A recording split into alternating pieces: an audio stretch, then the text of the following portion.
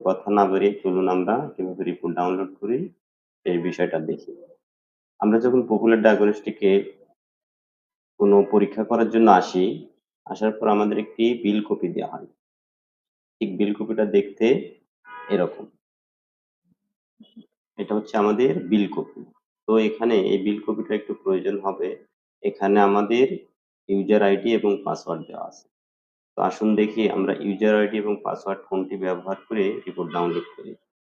তো আমাদের এখানে নাম, বয়স সবকিছু দেয়া আছে।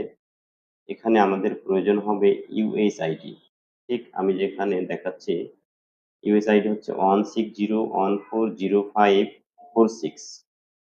এটা হচ্ছে আমাদের ইউএসআইডি এবং আমাদের পাসওয়ার্ড হিসেবে ব্যবহার হবে ফোন নাম্বার।